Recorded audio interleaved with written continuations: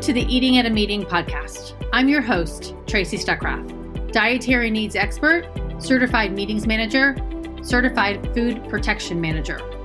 I have searched the globe to find people and businesses who are creating safe, sustainable, and inclusive food and beverage experiences for their employees, guests, and communities. In each episode, you will find authentic conversations about how food and beverage impacts inclusion, sustainability, culture, community, health, and wellness.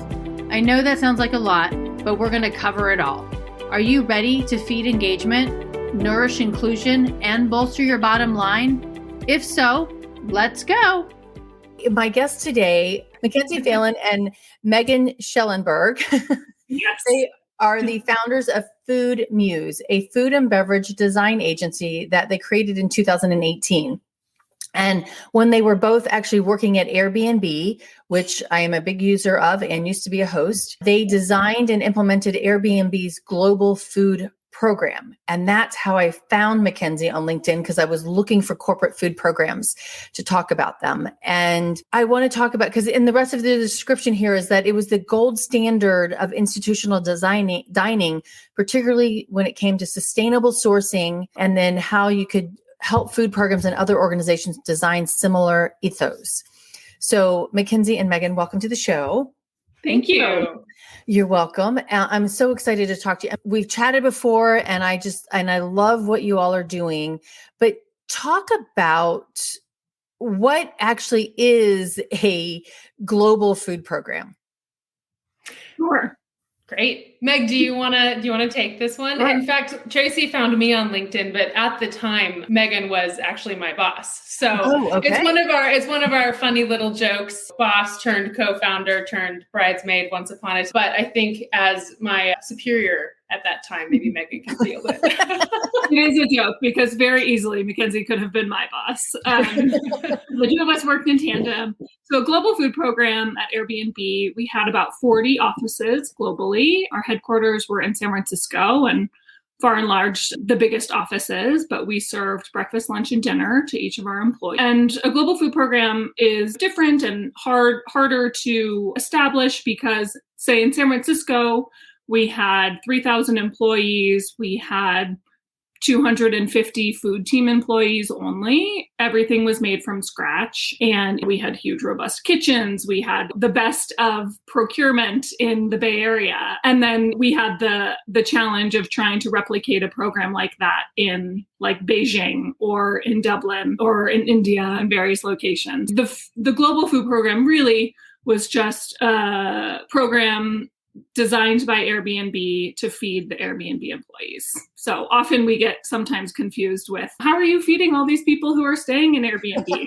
And it was a corporate food program, not part of the product.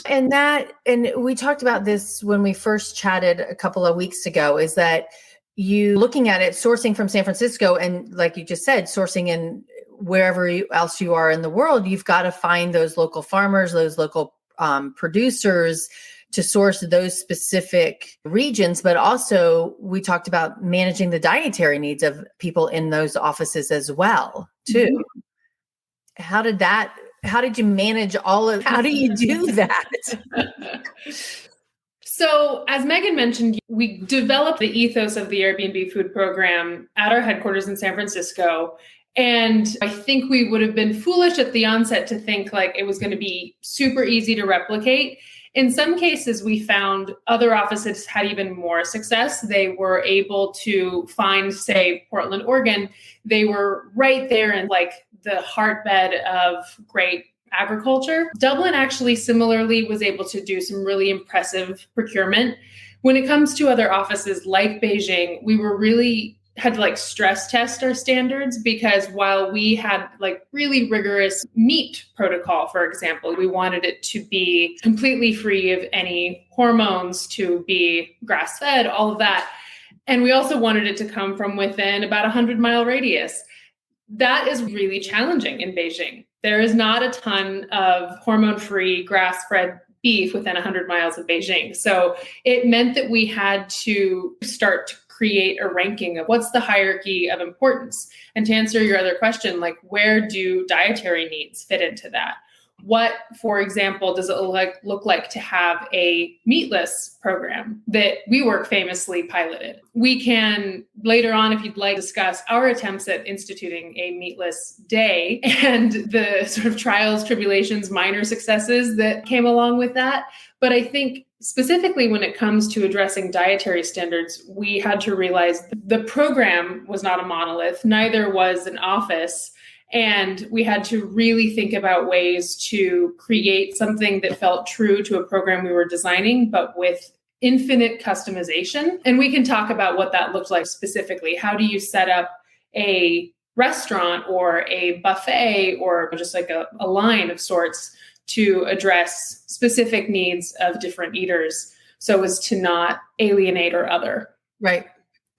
Yeah, I would just add to that I think the core of how we addressed that was build your own options. So we would always have an option for vegetarians, an option that was dairy-free, an option that was gluten-free. And if you're one of the lucky few who can eat everything, you can eat everything. But if you can't have dairy, you can still have 4 of the items. And that, I think, has to become part of your ethos as well. Is like, how do you do this? And what does that mean? Let's jump into what Foodmuse does and how you do that, because I was scouring your website, which I told you earlier, and looking at the clients that you work with and trying to really find and help them to define their values around food.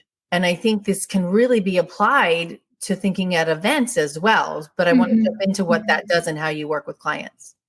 Awesome. We have a bifurcation of clients. We have what we started Foodmuse to address, which was we saw this opportunity in the marketplace, specifically in Silicon Valley, where there were a lot of smaller companies that wanted to recruit competitively, and having an on-site food program is at this stage of the game in Silicon Valley, like table stakes. So we wanted to try to help folks not immediately turn to like DoorDash or one of those entities that, is not really thoughtful about a holistic dietary landscape for an office place or not particularly devoted to a certain sort of sourcing standard. So we have a group of clients that we still work with that are workplaces, places that we want to influence and impact their institutional dining. And then we have all kinds of other clients that we feel really privileged to work with insofar as we're not coming with this same pedigree. Meghan and I know workplace dining like the back of our hand, but we have other clients in the nonprofit space or fellow creative agencies, and then some just for-profit food companies that we get to work with to help them position themselves in the market and speak to their sort of food values. Of course, if you're a creative agency based in Italy, your food values are expressed through your medium, in their case, videography and photography. If you're a nonprofit in the California heartland, then your food values are expressed through like how workers in your cohort are treated, animal husbandry, all of that.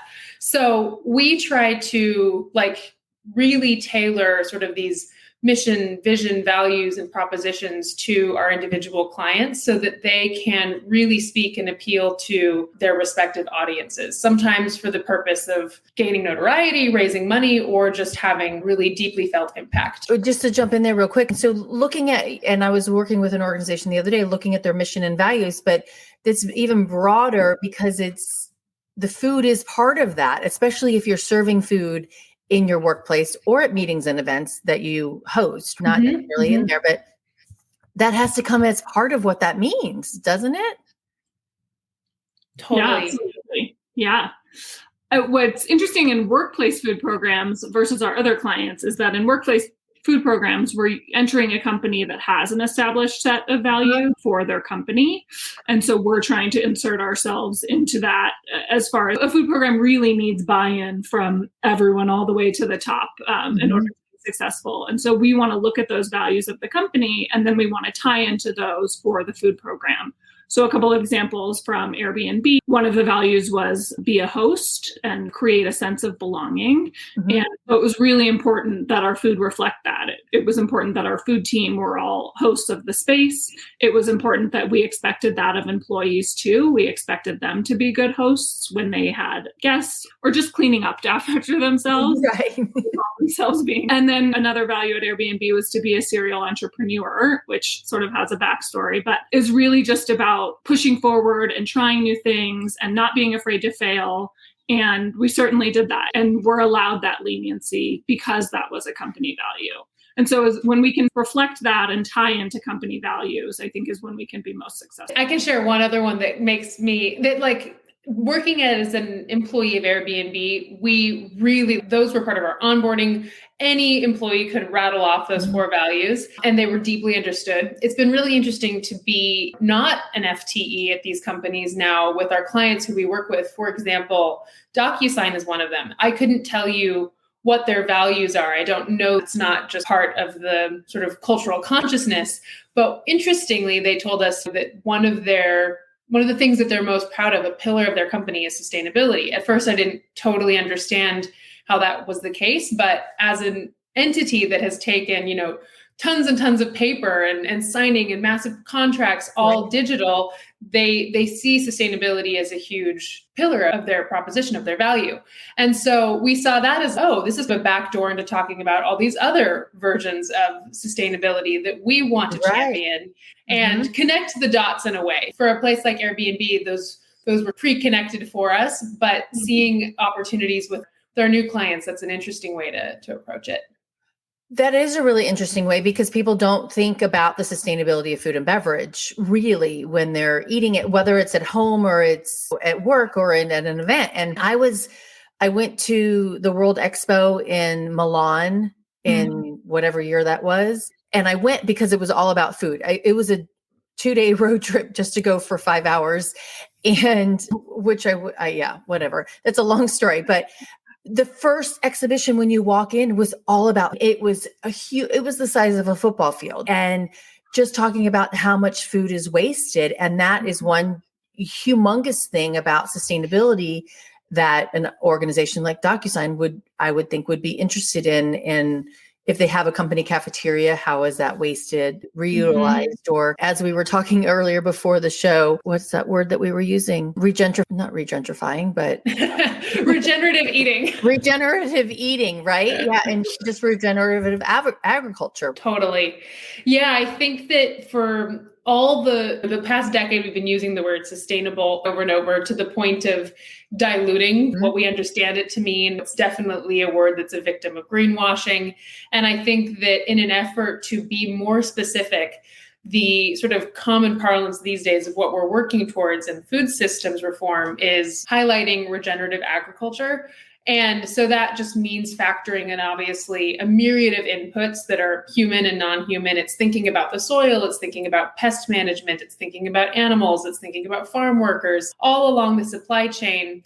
And I use the word regenerative eating, which I think is maybe going to catch on. I made it up, to be honest. But what I want that to symbolize is a diet or an attitude towards food that prioritizes regenerative agriculture. And that, I think, can be reflected in workplaces. I think it can be reflected in large conferences, in meetings.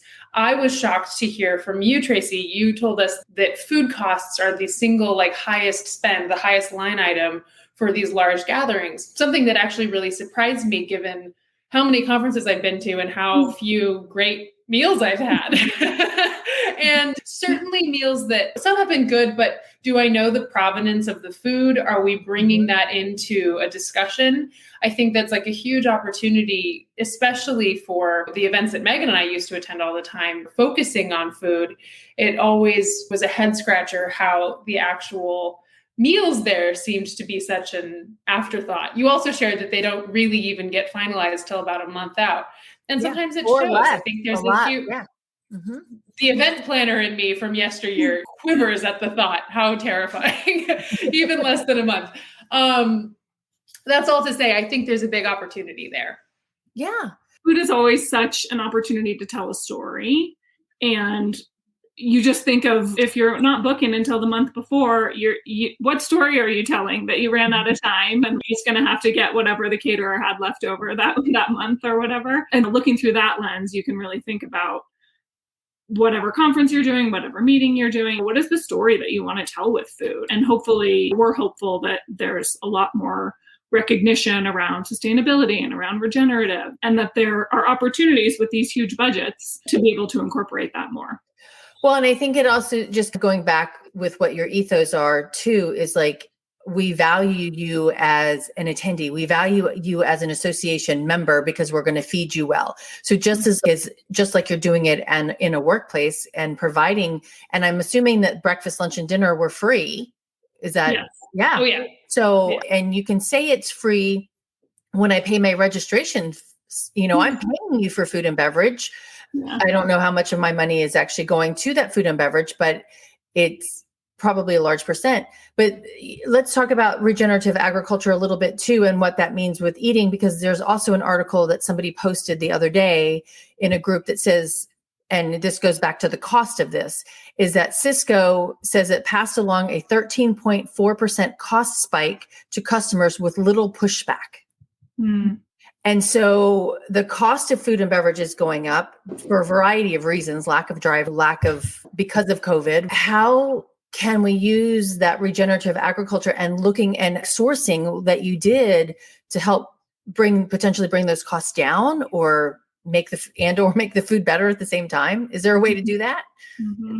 It's an amazing question. I think interesting, the sort of Cisco example means that 13% was probably like the kickbacks that they were already given maybe went away. I think these broadliners often achieve their success through getting large accounts and saying, if we get all of the universities in your system, we'll cut off 10%.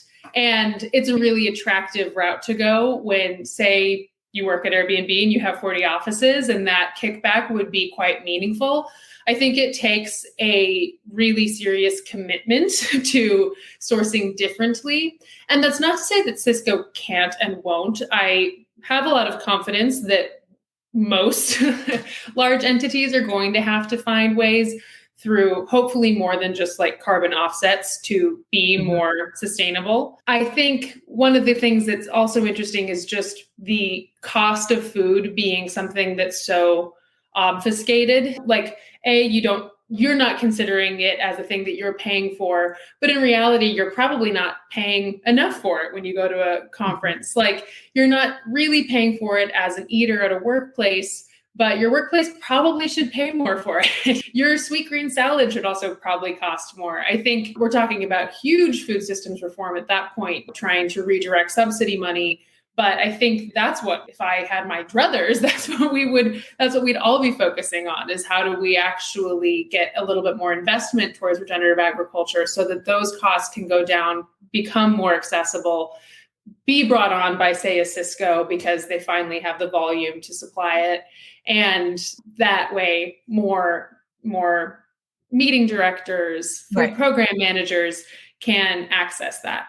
Meghan actually did this, and it's something that I like to brag about as a thing that Airbnb did, but Meghan functionally did it, which was this sort of program around buying futures that I think would be really cool for her to tell everyone about. All right. Yeah. Tell me what that means. Yeah. So when I first started at Airbnb 8 or so years ago, I came on as the buyer. I was doing all of the purchasing of the local products, and it was such a dream job because I just got to work with farmers, ranchers, fishermen, and we cut out Cisco. We weren't using Cisco. So we were going direct for everything. And so, yeah, we instated a few different programs. Futures is one where at the start of the year or the start of the quarter, we would assign a specific amount of money. And this took a lot of wrangling with our finance team. So I will say there was a lot of money up front, or there was a lot of work up front to get the money. But say we would assign $100,000 to one producer.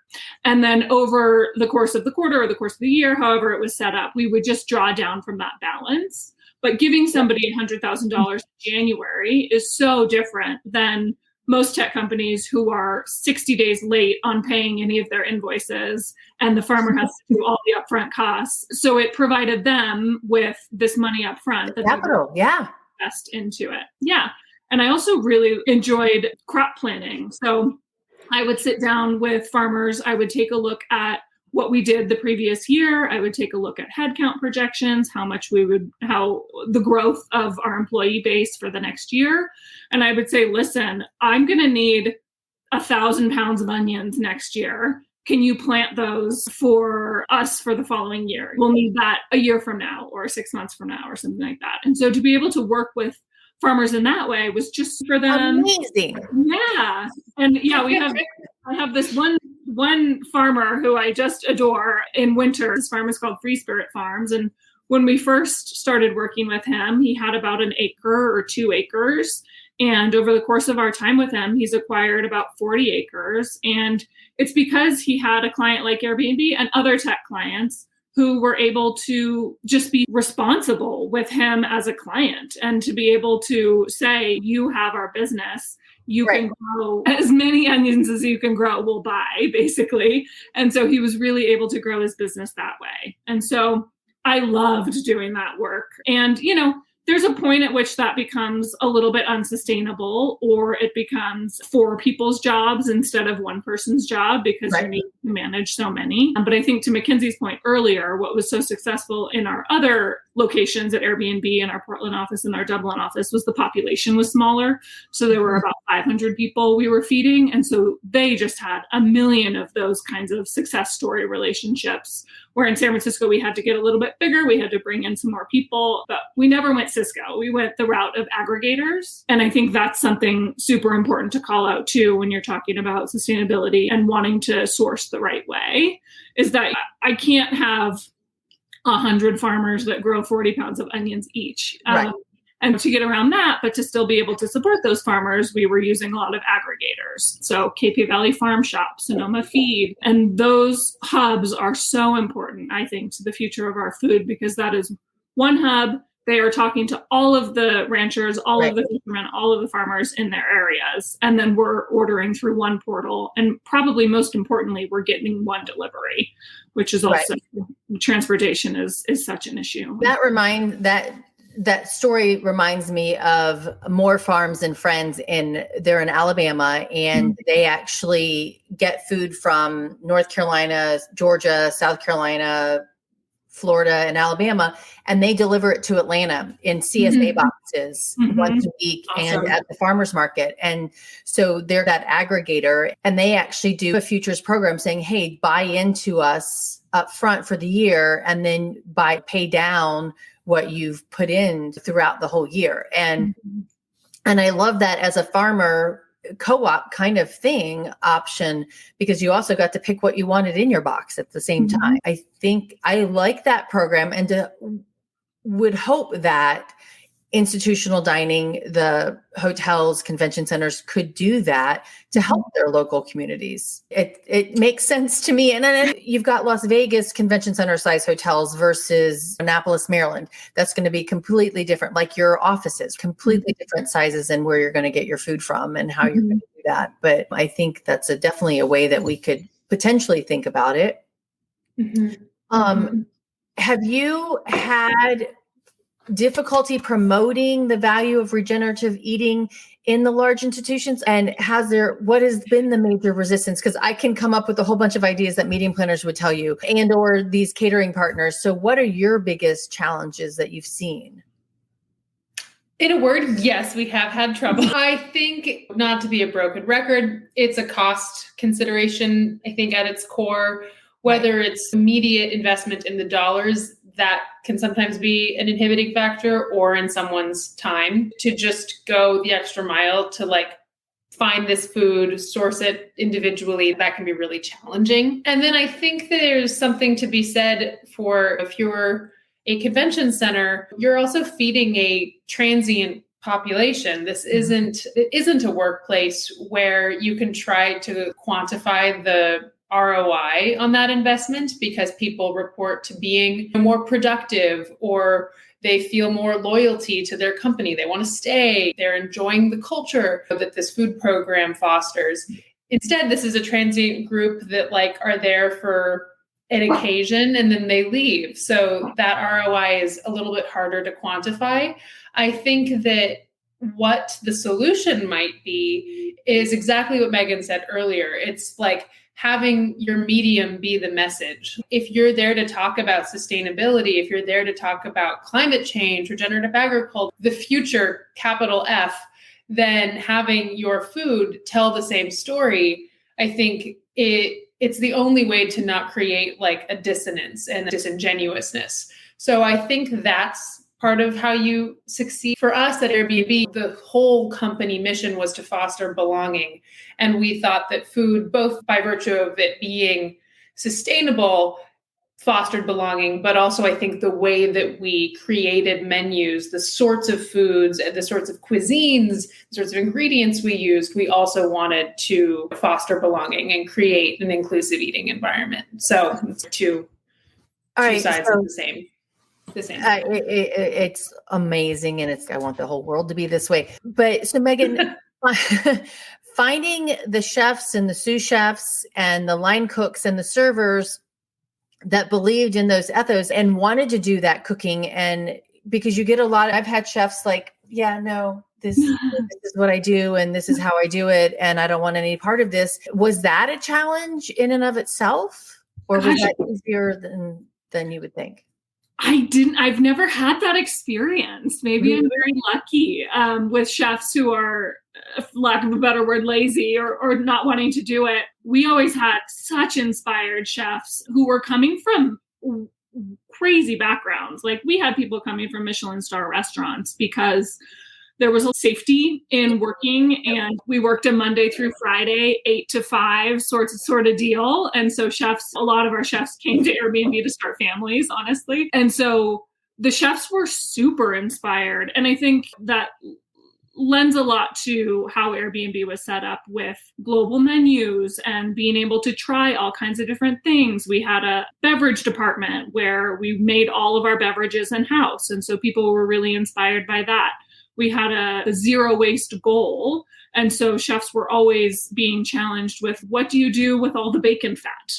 What do you do with the ends of all the 40 pounds of an end of celery? What can you do with that? And no, we never, and we paid well. And so we never really had much trouble with chefs being excited about it. That wasn't ever an issue. And that's really exciting because you also get chefs that this is the way they were trained and thinking outside of the box. And how do you do this? And using fresher ingredients probably takes a little bit more of a twist in how you do things.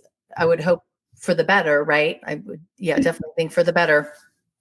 But yeah, it depends on where they were trained. And if they were trained with 100% French cuisine, like this is how you do all these things. And even Steven Satterfield, and I don't know if you all know him, he's in Atlanta and he owns a restaurant called Miller Union. And he's a friend of mine, but he was talking about in culinary school, when you cut the carrot and you have to dice it, it had to be perfectly diced. And then they threw all the scraps in the trash. Yeah. And now he's completely, and he doesn't use Cisco, and he completely goes directly to the farmer. But it's like, how do you use those scraps and and like the celery heads that you had just mentioned, Yeah, something that we were so lucky to have and we worked into all of our contracts was that we did an offsite twice a year with the team. And so we would take our 200 chefs, our whole kitchen staff to a farm. And for dishwashers or people who were newer to the industry, for a lot of them, it was the first farm they had ever been to. And we would do a farm tour and talk about the product. And that was the exact product that they were using every day. And so it broke the barrier of like, food arrives, we cook it, it goes. This is the farmer. We've created a relationship. These are his kids. These are, his grandkids or whatever. This is the land. This is the carrot coming out of the ground. And that, I think, was huge for a lot of people, myself included. I loved those. Yes, totally. Yeah. And going forward, do you think, I want to say this is the wave of the future, but there's not a lot of companies out there or organizations that have the money that Airbnb had to put into this. So how does somebody that doesn't have those resources start this process? Yeah. Airbnb doesn't even do it anymore. Just, yeah. COVID is everything. Totally. It's such a smart question and such a tough question.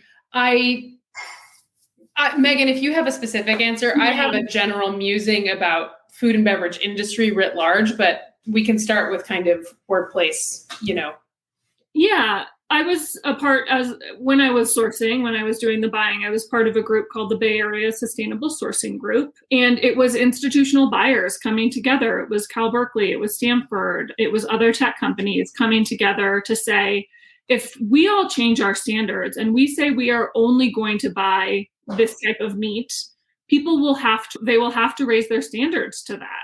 Mm-hmm. And so I think for Airbnb, we were just easily able to say that. For someone like Berkeley or anyone else, you could start with 20% this year and look to grow to 30%. And as those products, as the standards grow higher, the price comes down and they're better able to incorporate that into their programs. Okay. And I think something specific to universities and what we've been hearing is that students care and students are smart. I think about my time at school and the cafeteria food. And, oh my goodness. Yeah. But these days want to know, they're not going to eat it. And so I think that there is a general awakening, and same with employees and people who are eating really smart. They want to know where things come from. And so I think if you can start where you are and make a shift where you can, the 20%, 30% spending is the place to start. I think it's also gonna, like most things, like supply and demand, I think as the demand increases for it, we're going to see people needing to prioritize it. I think what we were trying to do in roles like ours was influence demand, but I feel really heartened when I see things popping up on menus. Like there was the era where it was like, here's how many calories this is in this dish. Now there's like a sort of greenhouse gas emissions number starting to pop up on menus and people talking about the carbon footprint of what they're eating. I booked a flight the other day and saw that there was a greenhouse gas emissions number associated with my flight. And I think that as we start to have consumers prioritize it, then just all marketplaces, there's going to need to be a reaction. So I'm feeling optimistic, I think. Yeah. Well, because you're both in California. So I met a woman a couple of months ago and she's like, they took foie gras away from us in California and now they're taking pork away from us. And what are we coming to? And I was like, what do you mean? And I Googled it and it's because who's they? I know. California government, but they're actually making standards, like you said, Meghan, and requiring that only pork that's been raised humanely in this fashion can be utilized in the state of California. And there's only 4 pig farmers or 4 facilities in the country that actually allow that or do that right now. Yeah, but I bet in 5 years there's going to be 40. He's like the number 1 pork eaters in the country.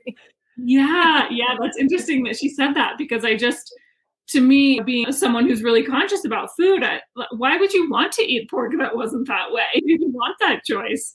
But I understand people don't want government infringement. That's a whole different story. But I think, Meg, you talk about it, but like we had a debacle with meat. I think that people have a really sensitive reaction to like having their diets, quote unquote, policed, to borrow vernacular that was leveled at us. People feel a really strong attachment to their diet.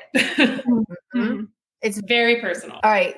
There's one. So we were also talking just before we got on the show about your client kitchen table advisors. And I loved and I will, if you don't mind, I'll share that link to them. But the graphic that you did, you mapped market access. I just pulled it up for the farmer and buyer opportunities. And this seems overwhelming, and I'm sure it is when you look at it and how you do it, and what a meeting planner or a convention center, hotel, or an institution, how they source their food from. It's looking at all of those aspects: distributors, CPG, restaurants, retail, e-commerce, food service. That's changing a lot. And which really brings to mind my friend Emily Brown, who's in Kansas City, and she started the Food Equality Initiative. And because her daughters had food allergies, and she was on WIC, and WIC would not allow her to buy gluten-free breads because it only said whole wheat bread in the government write-ups, right? So she's working to change that and bring access to food allergic families. But it's like looking at all of this and making these standards and making these ethos that we want, it's really trying to change the entire food system. Am I crazy? No, you're spot on. Yeah. And how do the three of us just do that and help all these people do that? If we knew, it would be totally changed. Shout out to Kitchen Table Advisors, and specifically Heather Frombach, who conducted that research. Meghan and I contributed to the data visualization, and I'd like to think that we were, partners in getting that thing over the line. I do think it's worth a look. If people are interested in seeing how their individual, contributions to, or their, food decisions contribute to the food system, it's an interesting thing to take a look at.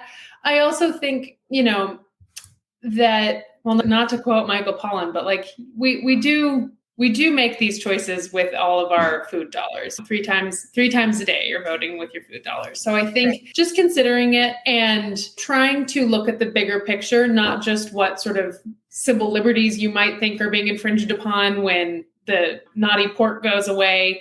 I think trying to just really take into account the whole system, as hard as that is, and systems reform is just so hairy. We don't pretend to have the end all be all answers.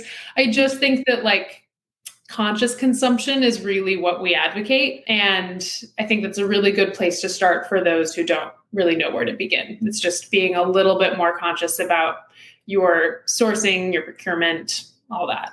Yeah, you just have to start where you are. There's room for improvement always, but just little by little, if your friend can get that gluten-free passed, how much good that would do for so many. Exactly. Okay. So and I know one of your answers is going to be what I just put up there, was one or two resources that you'd be willing to share with listeners on how to move this forward. And so I shared the link on your site for Kitchen Table Advisors, but any other suggestions? Besides you? Give us a call. No shameless plugs.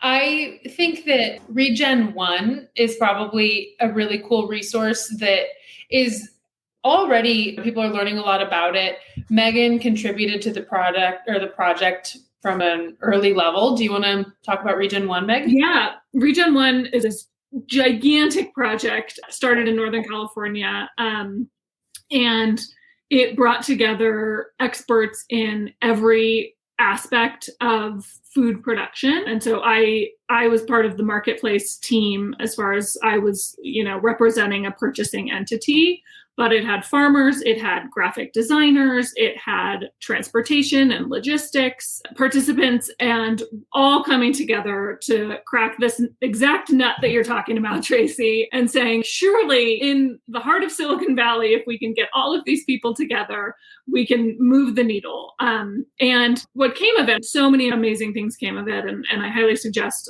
checking out the website. And so much work is continuing to be done. But what came from my perspective is that there was a pledge for companies like Airbnb or other tech companies or universities or institutional buyers to pledge that they would start with 1%, with buying 1% regenerative agriculture and look to increase that over the next 10 years. And so I just think it's a wonderful resource to take a look at, and a blueprint. The whole idea was it for it to always be open source. And so we're hoping that people in every other region across the country, across the globe, can use this as a resource for how to move the needle in their local food system. So I do want to ask you to define the word because we've been talking about it through this entire show, but let's define it for everybody else.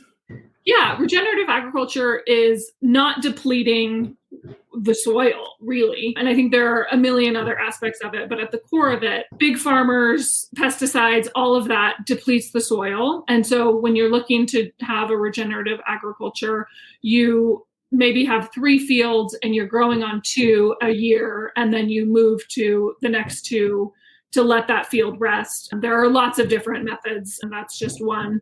But how do you keep the soil healthy?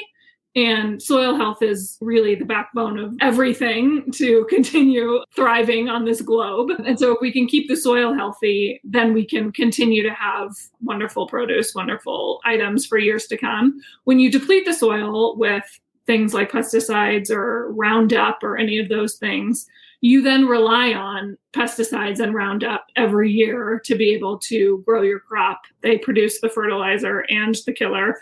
And so you have to have both to be able to grow your crops. That's my definition. Kenz, do you have? Oh, the only thing I would add, I think you nailed it. So smart. Is just also just biodiversity. Like you want different crops on that soil so that the root depths are different, so that they're pulling water at different rates, so that they themselves are decomposing and putting diverse micronutrients back into the soil. It's to echo Meghan, the soil is everything. It affects the watershed, all of that. And so I think it's just trying to avoid monocultures for the reasons Meghan outlined, but then also because if there's just the one, the roots are only getting so far. You're only promoting a certain sort of local diet option. I think the idea would be to have more biodiversity in more places so that we don't have the corn belt and then we have the soybean belt. Having smaller biodiverse farms to sustain local populations would be the hallmark of great regenerative food system.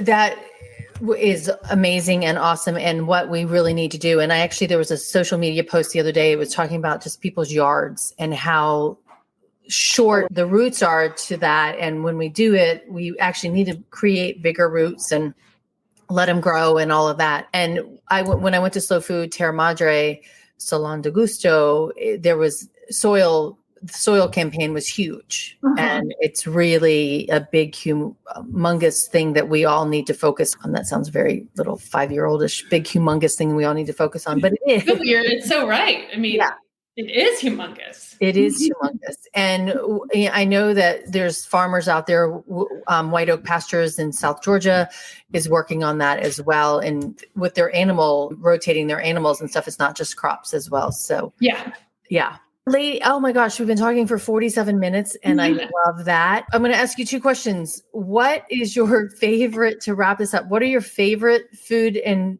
drinks? And actually, I know you've got your favorites, and Meghan, I'm really excited for you to share this about it. But what about also coming into the holidays? Do you have a favorite dish that you want coming into the holidays? That's a great question. Favorite dish coming into the holidays, I think, are au gratin potatoes. Are a family staple in my family. My Aunt Sherry started it, and now we make them every year. And I'm very excited and proud of myself, patting myself on the back, because for Thanksgiving, our oven is out, but I made them on the stovetop. And so we still have them. Nice. That's my favorite holiday tradition. Ken? Oh boy. Oh man, my sincere answer is popcorn balls, but that just betrays everything I just espoused on this whole podcast, because it's popcorn and Crisco or Caro syrup or something. But my grandfather makes them, and they're kryptonite. But as the antidote, I would say I'm going to New York tonight, and I'm really excited to have local hot apple cider from there. That I would be really excited to have. Yeah. Very cool. Thank you both, McKenzie Phelan and Meghan Shellenberg from Foodmuse. I really appreciate it. And one thing I was thinking is listening to the 2 of you talk, and you started a global food program at Airbnb, but you're so ingrained into, which is a good word, into soil and how farmers work. And you would never have thought that. I think probably a lot of people would think that you're in charge of the food at this office building. Why do you need to know about the lengths of roots and what farmers do and all of that stuff? So very impressive. So thank you very much for the work that you do. Thank you. Thank you so much for having us. You're welcome. And I look forward to collaborating with the both of you on more things, because there's lots of things that we can do together. Likewise. So until next time, stay safe and eat well. Thanks. Thanks for listening to the Eating at a Meeting podcast, where every meal matters. I'm Tracy Stuckrath, your food and beverage inclusion expert. Call me and let's get started right now on creating safe and inclusive food and beverage experiences for your customers, your employees, and your communities. Share the podcast with your friends and colleagues at our Eating at a Meeting Facebook page and on all podcast platforms. To learn more about me and receive valuable information, go to tracystuckrath.com. And if you'd like more information on how to feed engagement, nourish inclusion, and bolster your bottom line, then visit eatingatameeting.com.